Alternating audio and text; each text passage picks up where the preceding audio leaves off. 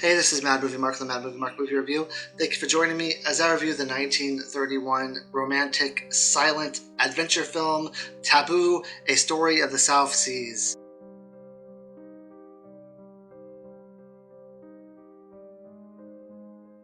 Hey, there's no reason to be sad, depressed, or distraught. I think this is going to be a pretty good review. If this is your first time joining me, I'm reviewing every movie in this book, the 1001 Movies You Must See Before You Die. I am told that this is the most updated edition of this book. Still not sure what edition it is, but it is the most updated.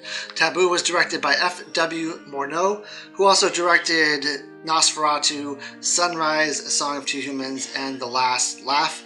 This would be his final movie that he would direct because he would unfortunately pass away in a car accident a week before this movie premiered at the age of 42, which is exactly a year older than me. Makes me wonder what I've done with my life, and also makes me wonder, given the amazing movies that this guy directed, what he could have done with the rest of his career had he not died at such a young age. Incredibly tragic. So this is considered to be one of the last great silent films ever made. It is an early example of docufiction, which is a stage narrative with non-professional actors in an authentic island location. This was shot on location in Bora Bora, and it won the Academy Award for Best Cinematography. This movie deals with traditional taboos, colonial forces, it's a romantic tragedy, and it's a critique of imposed morality.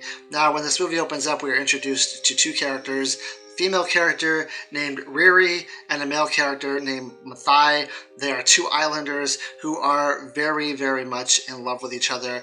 They are absolutely infatuated. They want nothing more than to just live the rest of their lives together in love, matrimony, and just be each other's person for the rest of their lives. One day, a boat from another island comes ashore to their island, and it is announced that the sacred maiden of the gods has died, and that Reri is going to replace her. Now, since she is replacing this goddess, she is considered taboo, which means no man can look upon her or touch her for the rest of her life. Now, this, of course, is incredibly tragic because we have a fantastic love story between these two, and now a wrench is thrown in this love story and they can no longer be together. Now, they end up escaping in the middle of the night. They take a makeshift boat to another island where they can live with each other and be happy.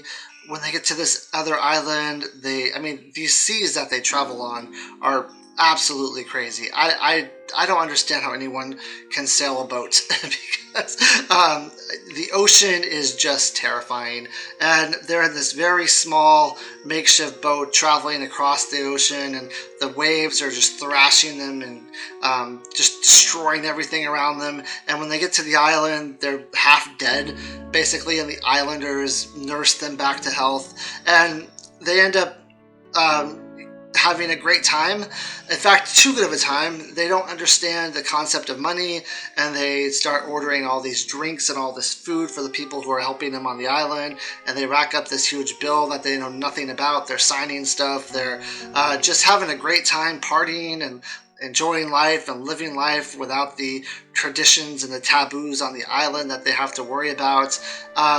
But in the back of her head, Reri is constantly seeing, so she's given this old man who's supposed to watch her and make sure that she adheres to what she's supposed to be as a goddess, which means no contact with men, men not looking at her. And if there is a guy who does all this stuff, this gentleman is supposed to kill him because he's supposed to protect her, and he's supposed to protect her traditions of the tribe.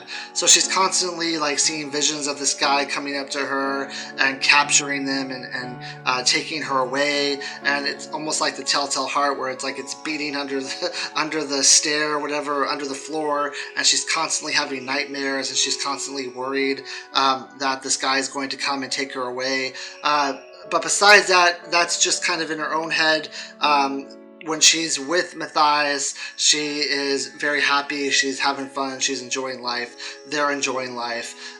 He ends up becoming really good at diving and getting pearls. So he gets these pearls and he's able to save up some money. He thinks he's saving up money. He owes a lot more money for his partying than what he's saving, but he doesn't know that at the time.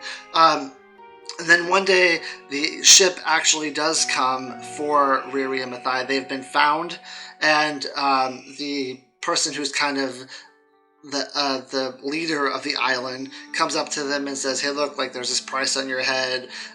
This guy says he has to come take you away." So Mathai ends up taking some pearls that he has, and he bribes the leader of the island so that he doesn't get taken away, which works. The leader of the island takes the pearls and he tells the old man that they're not there, but she keeps having this vision, and eventually the old man does realize that they are on this island, and he does come for her, and he does tell her, like, "I need to take you away," and she begs, like, "Please don't hurt Mathai, I love him, like, I don't want you to kill him or anything." So he basically says, "Okay, if you come with me and we leave him, then I won't hurt him."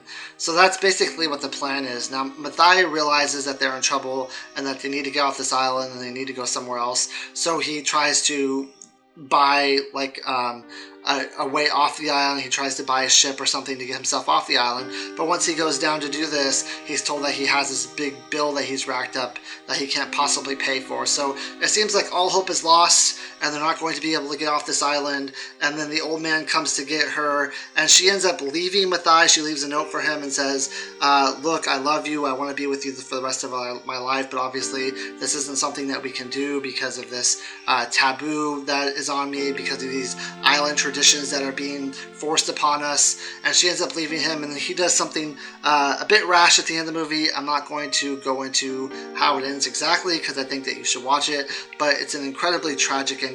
It's very sad to see these two people who are young and in love, and they just want to be together the rest of their lives. They just want to have a family. They want to party. They want to have fun with each other. They want to live their young life that they have, that they're supposed to be able to live, and they're not able to do it because of these island traditions that are being forced upon them. It's incredibly sad. It's a very tragic movie. I wasn't in tears, but I was very depressed at the end of the movie. I was very sad for these two people who you really want them to succeed because they are very likable characters. These two people are two people that you can root for. Even when they're racking up this bill and they don't know what they're doing, you're still rooting for them because they're just they're innocent. They're innocent in the way things work.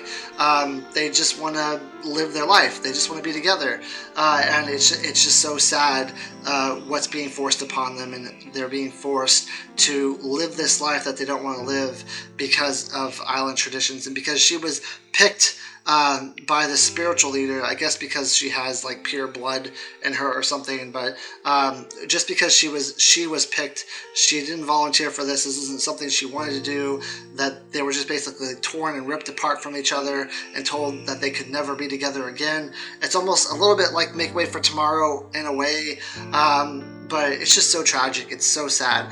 I love this movie more than I thought I would. I didn't think that I was going to, like, when this movie first started off, I thought that, like, it was a bit rough. I didn't think I was going to like it at all, but by the end of the movie, I was absolutely in love with it. I actually think it's better than Sunrise, A Song of Two Humans, which is, I know it's crazy to say, because Sunrise is considered by a lot of people to be the greatest silent film ever made. I mean, there's like a handful of silent films that a lot of people consider to be the greatest silent films ever made. I don't think there's any real consensus on that, but I favor this movie over Sunrise. I think it's better. I think the love story is better. I think the characters are more likable. I think the love story in this movie is more believable, and this movie moved me in a way that Sunrise didn't. It kind of pulled at my heartstrings in a way that Sunrise didn't, and I absolutely thought it was incredible. I really loved it, and I give it a 9 9.5 out of 10. I think that if you're into silent films, even if you're not into silent films, this is one where you could probably, it's really easy to watch and to get into, and you're not going to suffer through it. It's not incredibly long. It's not incredibly complicated. It's not complex. It's a really easy watch to just sit there and watch for like an hour and a half. So if you're looking for a kind of dipping your toes into silent films and you want a really, really good silent film, this is probably the one you should go with. I really enjoyed it. 9.5 out of 10. I hope you join me next time when I review a movie called City Lights. Thank you. Have a great day.